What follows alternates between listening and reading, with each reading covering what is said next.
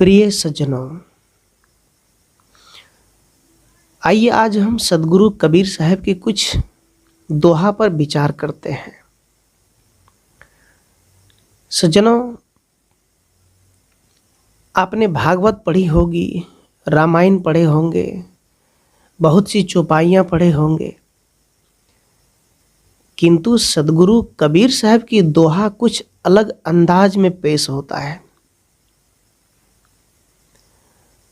जहाँ धर्म गुरु लोग माला पकड़ाकर जाप करवाते हैं, वहाँ सदगुरु कबीर बाहर की माला छुड़ाकर भीतर मन की माला पकड़ाते हैं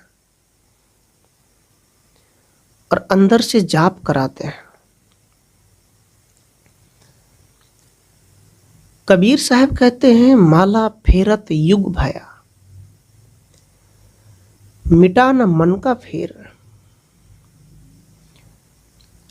साहब कहते हैं, ना जाने कितने कुल खानदान के लोग माला फिरते फिरते मर गए। ना जाने कितने लोग माला की जाप करते करते चले गए दुनिया से, और ना जाने कितने हजार साल माला जप चुके हैं। लेकिन मन का जो फेरा है, मन का जो उलझन है, मन की जो परेशानी है, मन की जो चिंताएं हैं, मन की जो लालच है, मन का जो क्रोध है, मन का जो छल कपट ईर्ष्या जलन है, मन का जो दौड़ने की एक आंधी लगी है तीरथ बरत में, कबीर साहब कहते इसका फेरा अभी तक शांत नहीं हुआ है, अभी तक ये अपने आप में लौटा नहीं है। तो तुम माला जाप करके क्या किया, क्या मिला? सज्जनों, यदि आप इस प्रवचन को सुन रहे हैं तो आपने भी माला का जाप किया होगा। लेकिन एक बात याद रखना, हाथ में माला लेकर जाप करना, इससे मन शांत नहीं होगा। हाथ से जो गलत कर्म हो रहा है, मन से जो गलत सोच रहे हो, इनका त्याग करना, ये मन की शांति की दशा है। इसलिए साहब ने कहा, माला फेरत युग भया। बाप दादा नानी नाना पति पत्नी, ना जाने कितने लोग माला फेर कर चले गए, और ना जाने कितने ऋषि मुनि माला फेरते चले गए, लेकिन फिर मिटा नहीं, भरम मिटा नहीं, डर मिटा नहीं, मुक्ति धाम मिली नहीं, आत्म शांति मिली नहीं, आत्म तृप्ति नहीं हुआ। मन में फेरी है। साहब कबीर कहते हैं, माला फेरने का तात्पर्य है अपने मन को तंबाकू से फेर लो।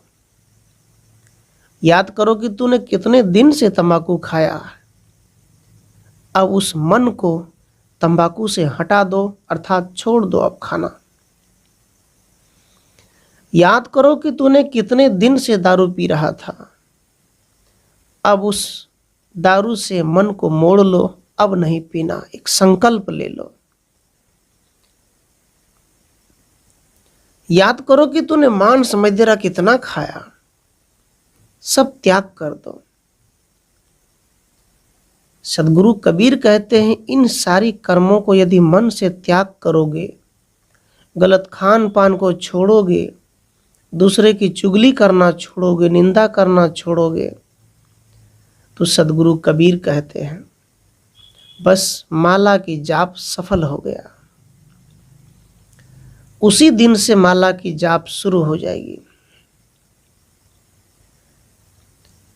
कबीर साहब कहते हैं, कर का मन का फेर दे, तुरंत मिला दूत। साहब कहते कर का, अरे हाथ का माला तुम रख दे, मन की माला को फिर साहब कहते हैं, मैं तुम्हें ईश्वर से तुरंत मिला दूंगा। कबीर मन निर्मल भया जैसे गंगा नीर, पीछे पीछे हरि फिरे कहत कबीर कबीर। कबीर साहब कहते हैं, यदि तुम गंगा के जल को निर्मल मानते हो, पवित्र मानते हो, तो तुम यदि स्नान करने जाते हो तो मेरी एक बात को तुम मान लो। कबीर साहब ने कहा, कौन सी बात है? मैं बता रहा हूं वो कौन सी बात है। कबीर साहब ने कहा, जैसे गंगा का जल तुम्हारे लिए निर्मल हो जाता है, वैसे मन तुम्हारा निर्मल क्यों नहीं होता? यदि वैसे तुम्हारा मन निर्मल हो जाएगा तो सदगुरु कबीर कहते हैं, पीछे पीछे हरि फिरे कहत कबीर कबीर। साहब कहते फिर तुम्हारे पीछे हरि फिरेगा। तुम जिस हरि को खोजने जाते हो, ईश्वर को खोजने जाते, भगवान को खोजने जाते, वो भगवान तुम्हारे पीछे पीछे दौड़ कर आएगा। वो तुम्हारे घर में लक्ष्मी की अवतार ले लेंगे। कबीर साहब कहते, तुम खोजते हो बस बनते नहीं हो। रामायण को पढ़ते हो, रामायण को मानती हो, बस रामायण की नहीं मानते हो, उन पर चलते नहीं हो। तुम सदगुरु की वचन को सुनते हो, सदगुरु की वचन को मानते हो, किंतु उस पर चलते नहीं हो। इस कारण से हमारे जीवन में लाभ नहीं होता। याद रखना, उंगली माल के जीवन में और भगवान बुद्ध के जीवन की बात मैं आपको बता दूं। आज हम लोग बहुत दिनों से सत्संग सुनते आ रहे हैं, कई साधु भी सत्संगी हो गए। सत्संग सुनने के बाद भी गांजा नहीं छोड़ पाते, झगड़े नहीं छोड़ पाते, झूठ नहीं छोड़ पाते, चुगली नहीं छोड़ पाते, सुधार नहीं हो पाता। बड़े बड़े पंडाल में बड़े बड़े कथावाचक की सत्संग सुनते हैं, लेकिन सज्जनों, भगवान बुद्ध उंगली माल के बीच में 2 या 4 मिनट के सत्संग हुआ, उनका जीवन बदल गया। तो कैसे? एक संत के आश्रम में एक लड़का पहुंचा, कहा, गुरुजी आप सत्संगी हैं, आप जितना सत्संग कर लो लेकिन समाज बदल नहीं सकता। उस लड़के ने कहा, क्या कारण है जो आपके सत्संग से समाज नहीं बदलता? आप दिन रात प्रवचन करते, समाज के लोग सो रहे हैं, क्या कारण है? साधु बाल्टी उठाया, कुआं से पानी निकालना शुरू कर दिया। उस बाल्टी में बहुत सारे छेद हो गए थे, और जैसे ही वो महात्मा जी कुआं से बाल्टी को ऊपर करते, पानी खींचते खींचते खींचते सारा पानी गिर जाता था। यही काम 1-2 घंटा करता रहा। लड़के ने कहा साधु से, आपका दिमाग ठीक है या नहीं? मैंने आपसे प्रश्न पूछा, उत्तर मांगा, आपने फटे हुए बाल्टी से पानी निकालना शुरू कर दिया, क्या पानी निकलेगा? सज्जनों, उस संत ने कहा, बस बेटा, यही तो मैं तुम्हें समझा रहा हूं। मैं 2 घंटे से पानी निकाल रहा हूं, मैं सोचता हूं कि तुम कब सीख लो, तुम्हारे प्रश्न का जवाब तुम कब जान जाओ, तुम जान नहीं पाया। लड़के ने कहा, मतलब? कहा, ये बाल्टी के पेंदा फटी है, और हमें पता है कि ये पानी बाहर नहीं है, क्योंकि पानी सब चू जाते रास्ते में। ऐसे ही आदमी का मन फटा है, दिमाग बटा हुआ है, मन चारों दिशाओं में फैला हुआ है, माया मोह में, वासना में लगा हुआ है। मनुष्य सत्संग में जाते हैं, सत्संग की बात को सुनते हैं, लेकिन जैसे ही वहां से उठता, उसका मन तो सत्संग में था नहीं, सत्संग से बाहर था, प्रवचन में नहीं था, बहुत सी बातों को सोच रहा था। बैठता है ध्यान करने के लिए, किंतु ध्यान में मन नहीं था, मन तो और कुछ सोचता है। मन भुरकवा तारा देख रहा है, मन नाद बिंद को देख रहा है, मन इधर उधर की बातों को सोच रहा है, तो ध्यान कैसे लगेगा? ध्यान लगाने के लिए मन की विचारों को छोड़ दो, पीछा मत करो, अकेला हो जाओ, शून्य हो जाओ। सज्जनों, तो साहेब कबीर कहते माला की जाप से काम नहीं चलेगा। यदि तुम माला की जाप करोगे, माला फेरते रहोगे, यदि जीवन में सुधार नहीं लाओगे, जीवन में बदलाव नहीं लाओगे, तो माला क्या करेगा? उससे क्या होगा? कुछ सुख शांति उससे नहीं मिलेगा। कबीर साहब कहते हैं आदमी की एक मान्यता बन गई। हिंदू को लगता है कि शंख फूकेंगे तो हमें शांति मिलेगी। मुसलमान उस शंख का विरोध करता है। मुसलमान को लगता है कि हम यदि अल्लाहू अकबर का नारा देंगे तो हमें शांति मिलेंगे। इसका विरोध हिंदू करते हैं। हिंदू को लगता है कि हम राम नाम की जाप करेंगे तो हमें शांति मिलेगी। इसका विरोध मुसलमान करते हैं। सब एक दूसरे का विरोध करते, कोई किसी का पसंद नहीं करते। सिख, ईसाई, जैन, बौद्ध सब कहते मेरा गुरुजी का मंत्र बढ़िया है, मेरे गुरुजी का भगवान अच्छा है, मेरे गुरुजी के आश्रम में जो आएगा वही बड़ा होगा, मेरे गुरुजी का आश्रम सतलोक आश्रम है, सतलोक आश्रम में जाओगे तो सुख शांति मिलेगी। लेकिन सज्जनों याद रखना, आप घर बनाते हैं, घर का नाम गीता भवन रख दो, राम भवन रख दो, राम जानकी मंदिर रख दो, या सतलोक आश्रम लिख डालो, कुछ भी कर डालो, लेकिन याद रखना सतलोक आश्रम में रहने वाला संत यदि सत्य के रास्ते पर चलेगा तभी उनका कल्याण होगा और भक्तों का भी कल्याण होगा। यदि सतलोक आश्रम में रहकर संत यदि असत रास्ते पर चलते हैं, जीवन चरित्र अच्छा नहीं है, ज्ञान विज्ञान भंडार अच्छा नहीं है, भक्तों को मूर्ख बेवकूफ बनाते भंडारा के नाम पे, लड्डू के नाम पे, अनेक प्रकार के कैंसर ठीक करने के नाम पे, शरीर का रोग ठीक करने के नाम पे भ्रम फैलाते हैं, और खुद यदि सतलोक आश्रम में रहकर यदि नरक के लोक में जी रहे हैं तो कबीर साहब कहते हैं कि सतलोक का क्या मतलब? अरे सतलोक तो तुम्हारा मन है, अंतःकरण है, वो परमात्मा तुम अपने आप को जानो, वो सतलोक है। अपने आप को जानना और अपने आप में शांत रहना, अपने मन को शांत कर लेना ही सतलोक आश्रम होता है। यदि आप गीता भवन लिखे हैं, राम जानकी भवन लिखे हैं, कृष्णा भवन लिखे हैं, तो याद रखना उससे कुछ नहीं होगा। घर में केवल लिख दिए गीता भवन, रामायण भवन, तो क्या आपका जीवन बदल जाएगा? कभी नहीं बदल सकता।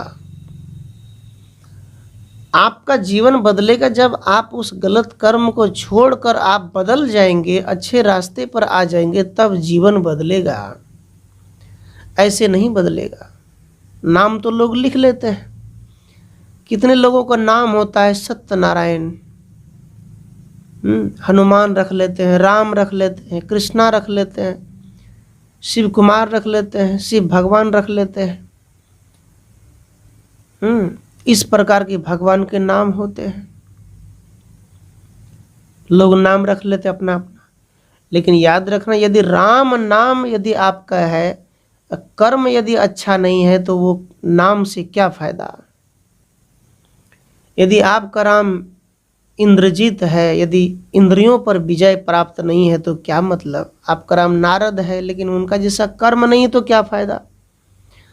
आप अपना नाम कबीर रख लेंगे, बुद्ध रख लेंगे, यदि बुद्ध जैसा कर्म नहीं होगा तो क्या मतलब?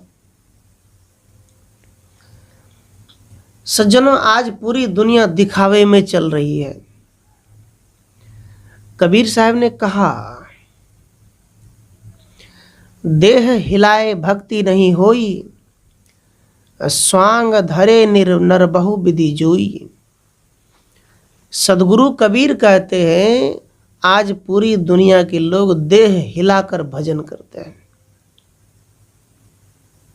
पहले का समय था शादी विवाह कोई फंक्शन हो तो घर के माताएं भोजन पकाते थे और बाहर से नाचने वाले को बुलाते थे शादी विवाह में। अब भोजन पकाने वाले बाहर से आते हैं, नाचने वाले घर से बेटियां बहू नाचते हैं। अब ये नाच कहाँ कहाँ चले गए? धर्म क्षेत्र में। बड़े बड़े कथावाचक सत्संग जब करते हैं, राधे राधे कृष्णा हरि बोल, ऐसा बोलते हैं और अनेक अनेक सॉन्ग बना करके उस पर नाचते हैं सज्जनों। और ऐसे एक राम लीला भी होते, कबीर लीला भी होते हैं। राम लीला सज्जनों, राम लीला करो चाहे कबीर लीला करो, दोनों तो लीला है, दोनों तो नाटक है, किसी को लाभ नहीं हो सकता। लाखों रुपए खर्च कर देते लोग रामलीला मैदान में, रामलीला देखने में। सीता की शादी हुई, सीता को हर के ले गए, रावण बने, कुछ राम बने। अरे बनने से क्या होगा, तुम अंदर से हो जाओ सज्जनों। रामलीला केवल लीला करने से, दिखाने से तुम्हारा जीवन नहीं बदलेगा। जहां रामलीला होते, जहां अष्टजाम होते, रामधुनी होते हैं, उसमें लड़के लड़कियां के कपड़े पहन के नाचते हैं, चुनरी पहनकर, साड़ियां पहनकर, लहंगा पहनकर। क्या होगा सज्जनों? कबीर साहब कहते हैं कि भक्ति में तुम नाचो मत।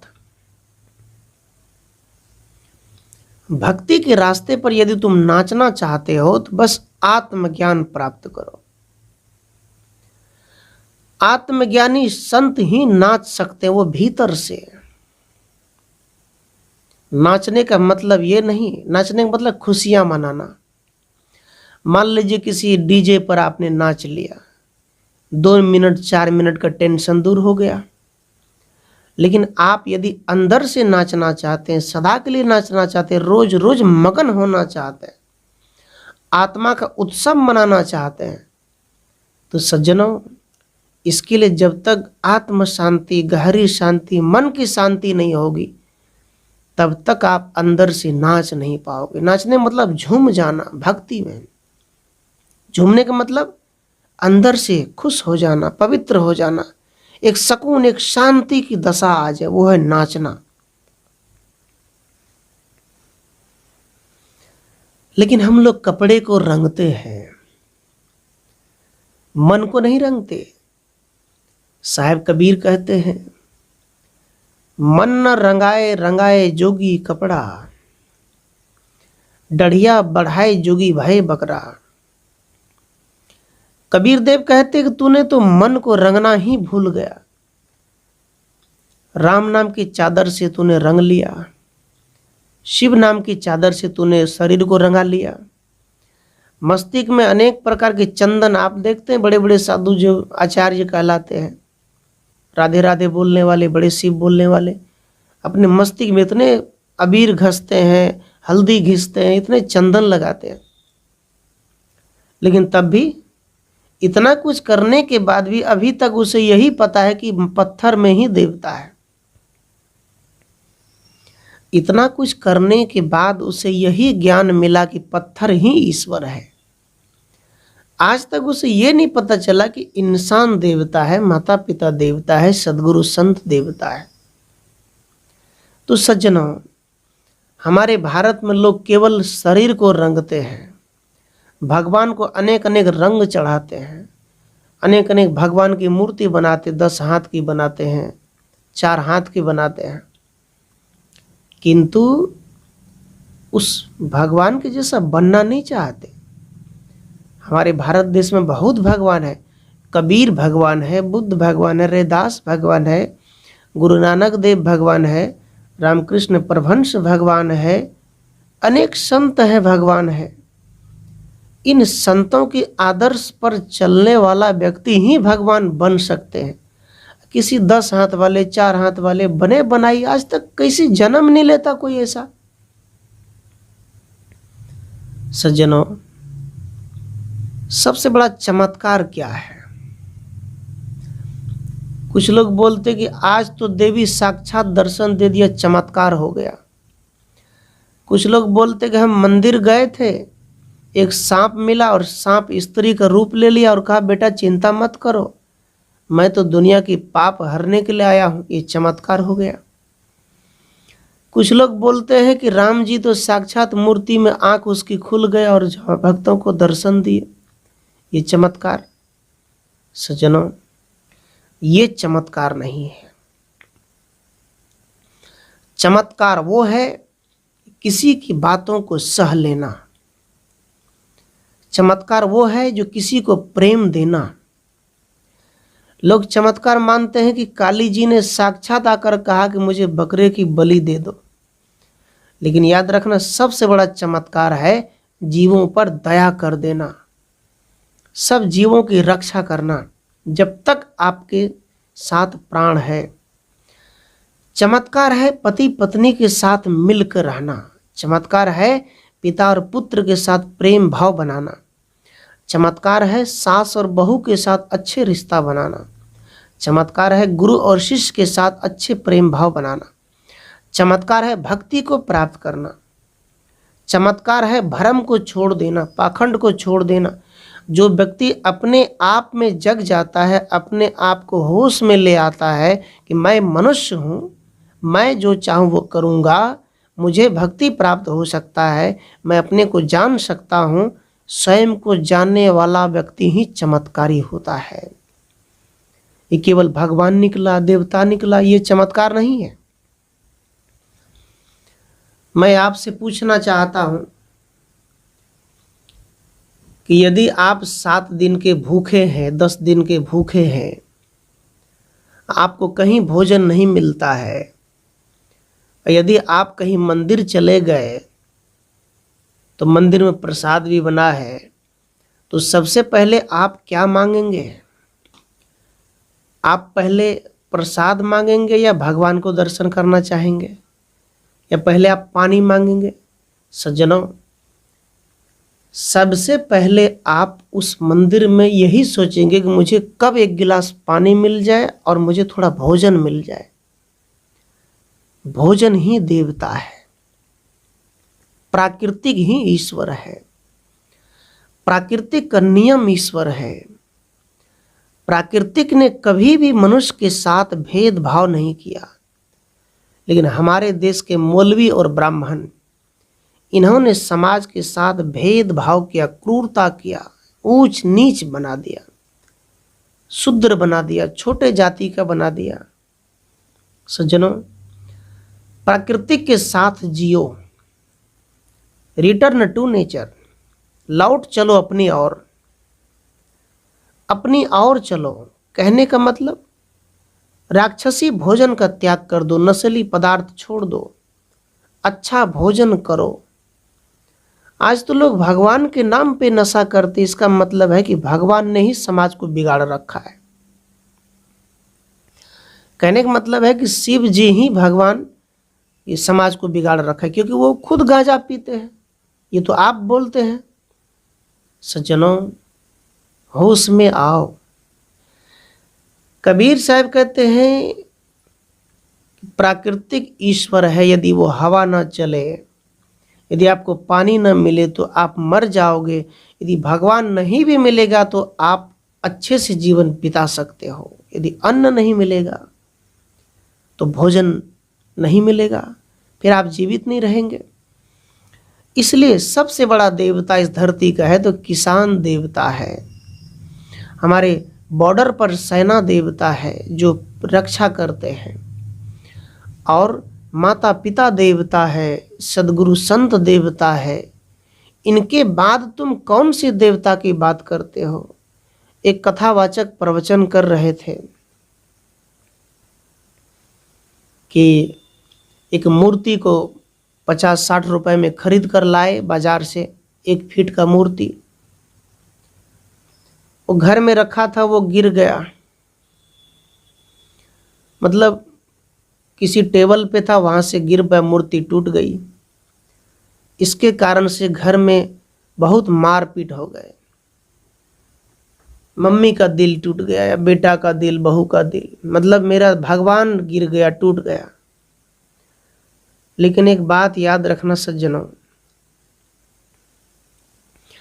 जो मूर्ति आप बाजार से 100 रुपए में खरीद कर लाए थे, वो टेबल से गिर गया, वो टूट गए, इसके लिए आपने अपने बहू रानी को गाली दिया, बेटे को गाली दिया, माँ को गाली दिया, बेटा पत्नी को गाली दिया, समझ लो कि आपने भगवान का दिल तोड़ दिया। अरे वो मट्टी का मूर्ति आपने लाया, वो गिर पड़ा तो उससे कुछ नहीं होगा, लेकिन उसके गिरने से आपने घर में विवाद पैदा कर दिया, घर में झगड़ा कर दिया, आपने असली मंदिर को तोड़ दिया। असली मंदिर का मतलब आपने माँ का दिल तोड़ दिया, पिता का दिल तोड़ दिया, पुत्र का दिल तोड़ दिया, आपने पत्नी का दिल तोड़ दिया, पति का। 100 रुपए की मूर्ति क्या टूट गई, आपने तो पूरे घर को नरक बना दिया। तो क्या हुआ पूजा? नहीं हुआ। सज्जनों, कबीर साहब कहते हैं कि परिवार का दिल मत तोड़ो, बस परिवार ही देवता है, घर ही मंदिर है, ऐसा सोच कर चलो, कहीं मत जाओ। यदि आप कहीं जा रहे हैं किसी चीज को प्राप्त के लिए, शांति के लिए, घर की सुख शांति के लिए, यदि आप कहीं स्नान करने जाते गंगा या कहीं तीर्थ में, तो मत जाओ। बस एक काम करो। वो एक काम क्या है? अपने आप की सुधार, अपने मन को कंट्रोल, अपनी घर में अच्छी वाणी बोलो, प्रेम की भाषा बोलो, एक दूसरे के साथ मिलकर रहो, अच्छे भोजन पकाओ, जो मिला खा लो, झगड़ो मत, प्रसाद समझ के खा लो। ऐसा चिंतन करना चाहिए हम सबको। सदगुरु कबीर का मैं दोहा आप सबके बीच कुछ देर निवेदन किया। सज्जनों, कबीर साहब की वाणी, कबीर साहब की दोहा आप सबको पढ़ना चाहिए और इसका अर्थ भी समझना चाहिए और इसका अर्थ बच्चों को भी बताना चाहिए। यदि आप कबीर साहब की दोहा का अर्थ जानना चाहते हो या पढ़ना चाहते हैं, तो सच मानो आप किसी ब्राह्मण पुजारी आपको ठग नहीं पाएगा, आप किसी भ्रम में नहीं फंसेंगे, आपके ऊपर कोई तंत्र मंत्र का जाल नहीं लगेगा, आपके ऊपर कोई क्लेश नहीं आएगा, कोई काल नहीं आएगा, वो काल भाग जाएगा। आप कबीर साहब के विचारों से प्रेम तो करो, जुड़ो तो सही। हाँ, कबीर साहब के विचारों में ईश्वर नहीं मिलेगा, लेकिन ईश्वर का रूप आपको बना देंगे। कबीर साहब के विचारों में आपको भगवान नहीं मिलेगा, लेकिन आपको भगवान बना देंगे, आपको परमात्मा बना देंगे। कबीर साहब के विचारों में देवी देवता का दर्शन नहीं होगा, लेकिन कबीर साहब की सत्संग यदि सुनेंगे तो आपके ही घर में 5 देवता, वो भगवान, वो देवी देवता बन जाएंगे। पुरुष देवता, स्त्री देवता, यही दोनों देवी देवता हो जाएंगे। जुड़ो तो सही, करो तो सही, पढ़ो तो सही। आप डरते हैं कि कबीरपंथी देवी देवता नहीं मानते, हिंदू का विरोध करते। अरे कबीरपंथी तो असली सनातनी है। सनातनी होने का मतलब ये नहीं केवल सनातन धर्म की जय बोलते हैं। अरे सनातन धर्म का मतलब होता है कि आत्मा की रक्षा, जो जीवित प्राणी है उनके साथ प्रेम करना। आप तो नकली देवी देवताओं से प्रेम करते हो जिसमें कुछ नहीं है, और एक मंदिर में, हिंदू धर्म की किसी भी किताब में नहीं लिखा है, ना कोई कुरान में लिखा है, ना कोई अल्लाह अकबर में लिखा है कि तुम मस्जिद में ऐसा बलि दो, या ना हिंदू की किताब में लिखा है ना तुम बकरी की बलि दो, कहीं नहीं लिखा है। लेकिन दोनों धर्म में मौलाना और ब्राह्मण ने हिंदू और मुसलमान को पगला दिया है, और यही बोलते हैं कि कबीरपंथी तो हिंदू का विरोधी है। अरे कबीरपंथी तो सनातनी का प्रेमी है। सनातन मतलब सत्य, जो सब दिन है, आज भी है, कल भी रहेंगे, कभी विनाश नहीं होगा, वो है अजर अमर आत्मा। आत्मा शाश्वत सत्य है, यही सनातन है, और ये सब दिन रहेंगे, वो सबके पास है। सनातन केवल हिंदू धर्म नहीं है, सनातन सभी का है। आत्मा किसके पास नहीं है भाई? सबके पास है। हिंदू हो, मुसलमान हो, ईसाई, जैन, बौद्ध, अमेरिका, पाकिस्तान, सबके अंदर में वो राम का वास है। तो हम अकेले सनातनी कैसे हो गए? सज्जनों, सनातन को समझने की जरूरत है। सनातन में जिंदा देवी देवता पूजा होती है, माता पिता गुरु संत जीव जंतु। लेकिन नकली सनातनी वो तो मार देते हैं, काट देते हैं, मंदिरों में भी बलि कर देते हैं। तो इसलिए सज्जनों, मैं आप सबके बीच कुछ देर निवेदन किया। यदि विचार अच्छा लगा तो चैनल को सब्सक्राइब कर लें, इस संस्था से जुड़ें और इसमें हमें कुछ सहयोग करें। सहयोग के लिए कुछ दान के रूप में देना चाहें तो स्क्रीन पर दिए गए नंबर, फ़ोन पे, गूगल पे आप कर सकते हैं। प्रसाद के लिए कुछ भेज सकते हैं। आपको बहुत बहुत धन्यवाद देते हुए आपके अंदर बैठे राम को 3 बार साहिब बंदगी साहिब।